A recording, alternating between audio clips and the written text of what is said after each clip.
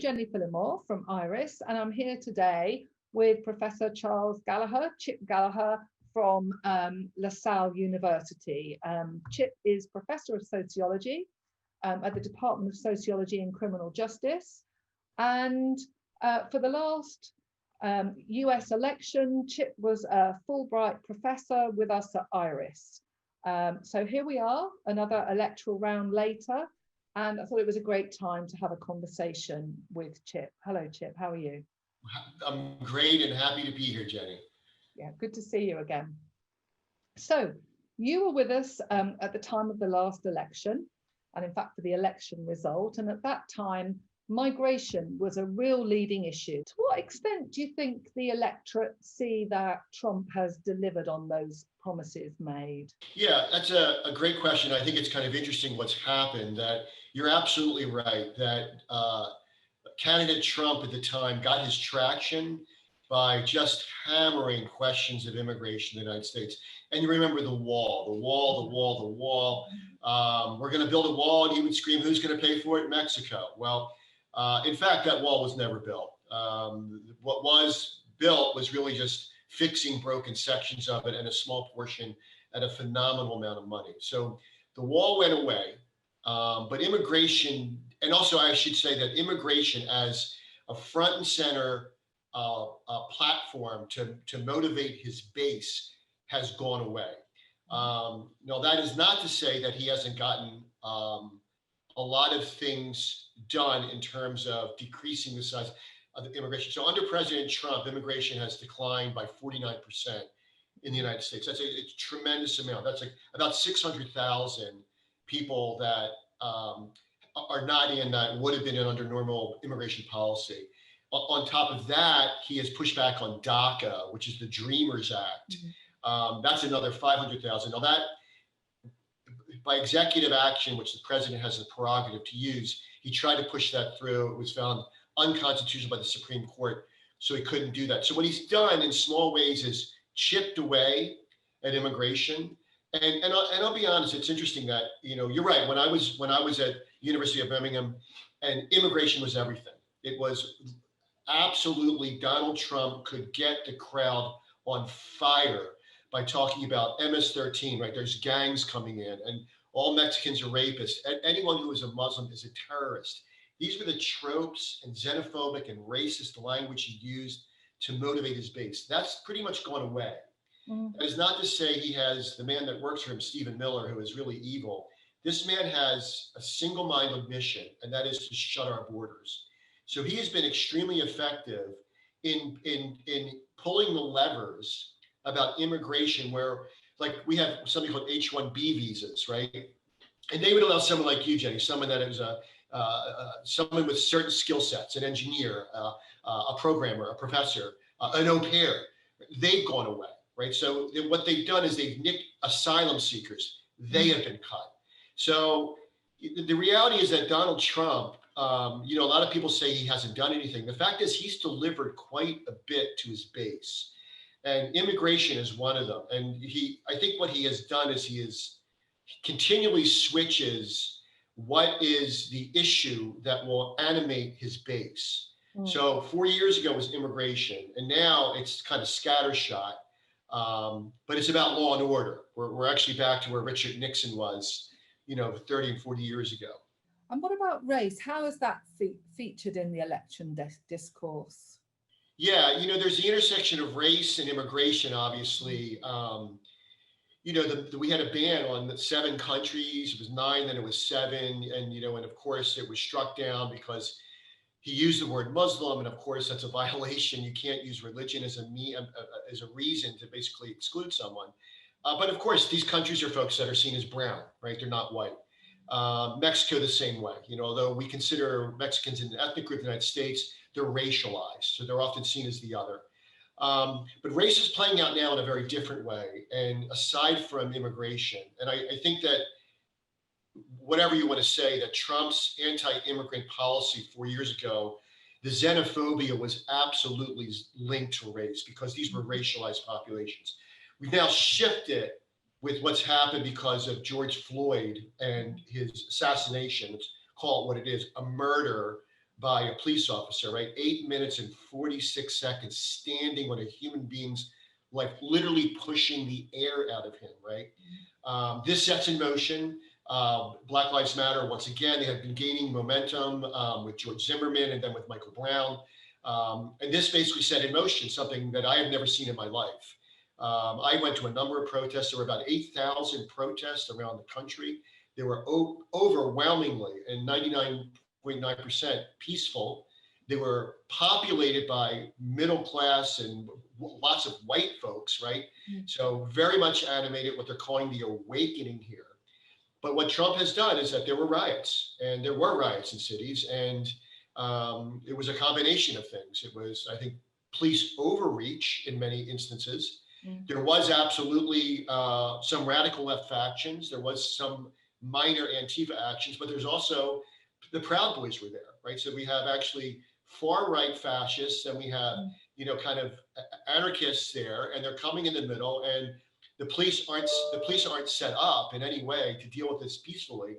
So we had riots. That became the new trope for Trump.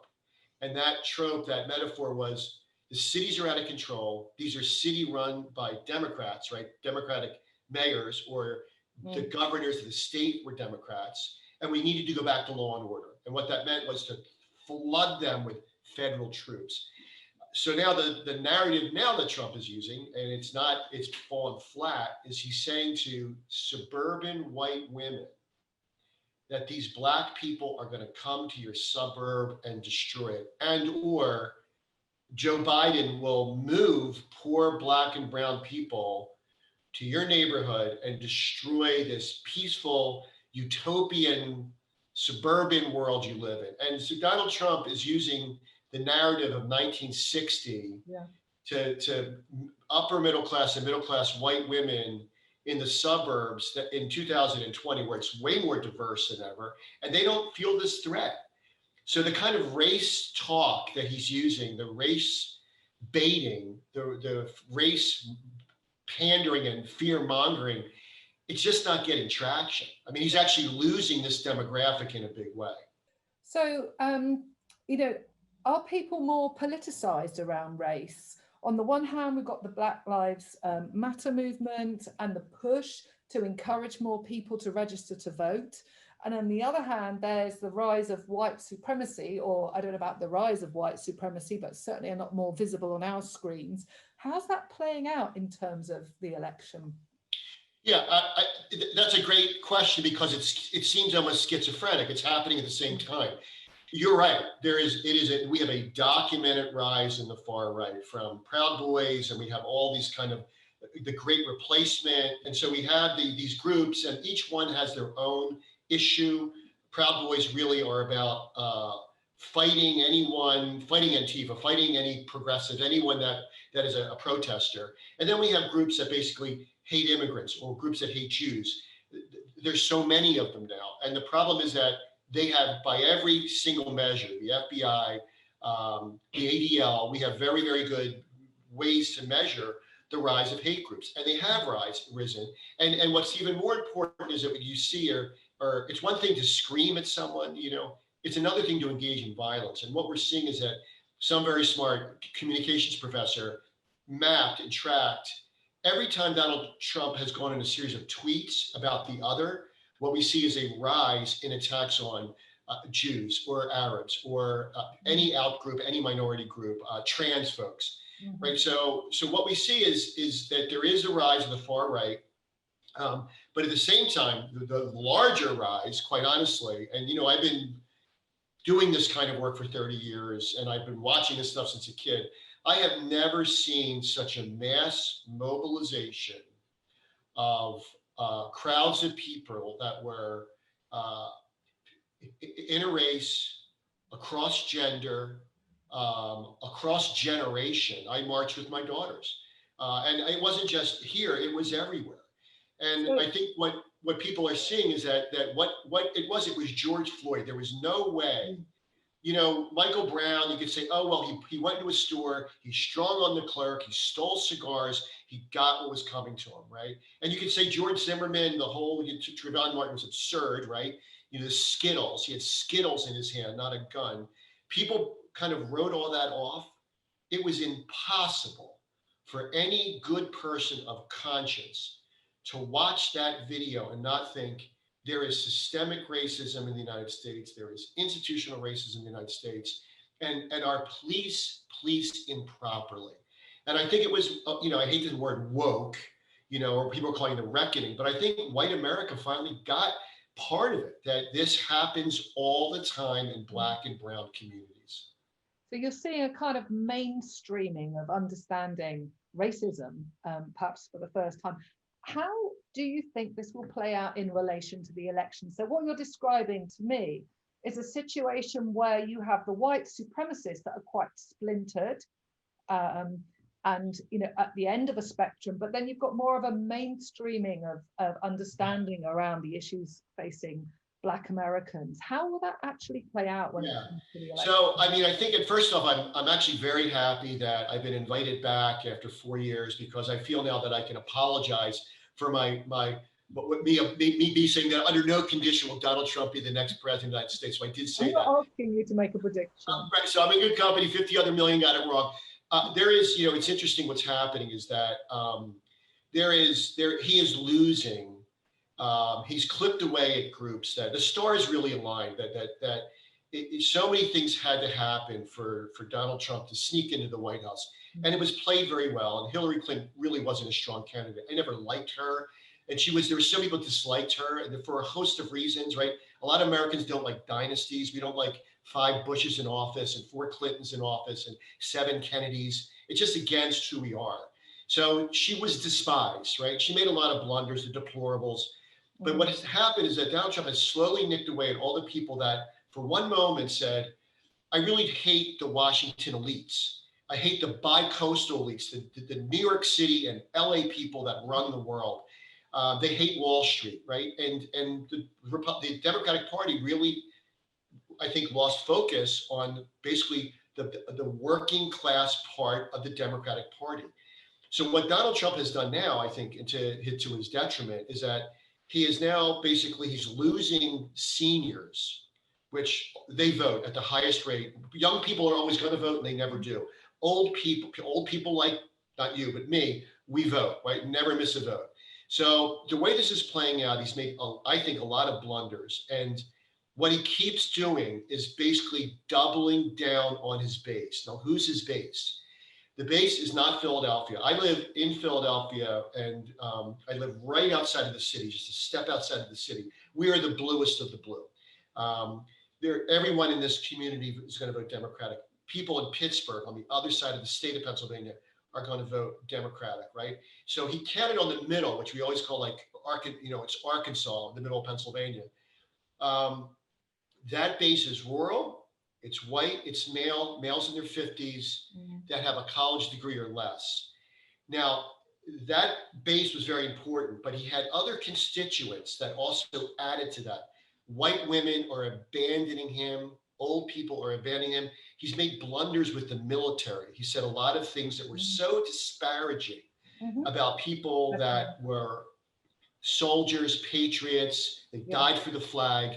Disparaging comments, unbelievable. So what he's done is because he can't control himself, he has nicked away at all the different constituents that collectively, you know, a point here, a point here, you have a point here, got him there.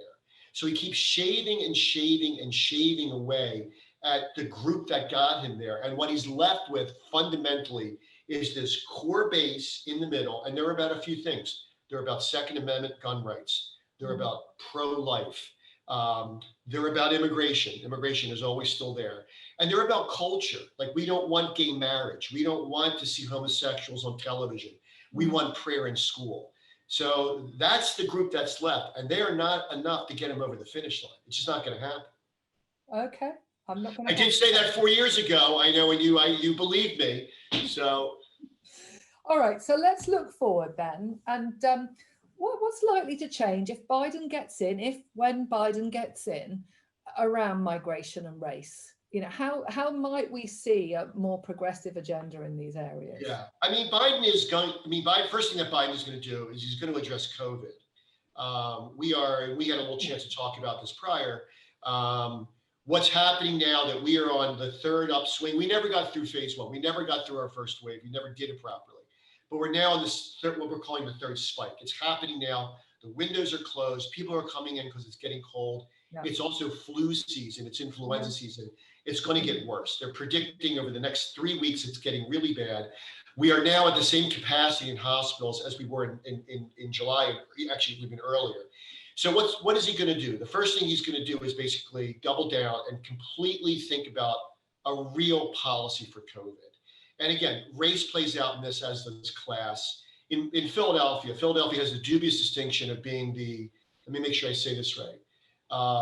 The city, we have the highest rate of poverty among the 10 largest cities in the United States of America. We're the 6th largest with 1.6 million people here. And we have what they call deep poverty. So these are people that are 50% below the poverty line. We have a large poor population, right? Mm-hmm. So what's happening in cities like Philadelphia, Chicago, New York, where there's, rural America is pretty white and the cities basically are disproportionately brown and black. Yeah.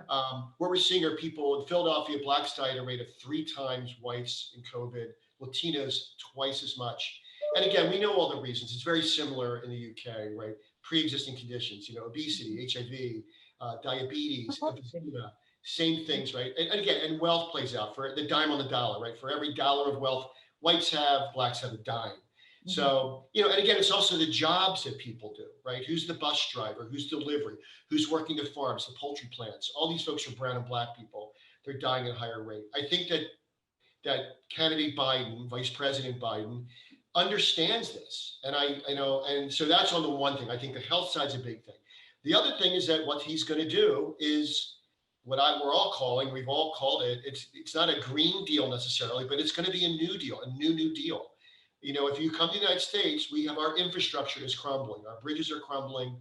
Our national forest, look what's happening in Colorado and California. They're on fire. Mm-hmm. And it's because they haven't been managed properly, because the federal government, because of neoliberalism, they want to sell all that off. So the idea is what we're going to do is we're going to rebuild. He says, build it better, build it back better, whatever his line is. But it's true. We could put millions of people to work fixing roads, fixing our parks, fixing our waterways, cleaning the air, and get clean air, clean energy. So, this is what he's going to say. And my thought is that, you spend billions or $1 trillion getting things going, you're putting money in people's pockets and they're buying, they're buying sandwiches and they're buying beer and they're paying their rent, so, and it's a stimulus package in its own way. So I think that Biden, I think he's also going to address race.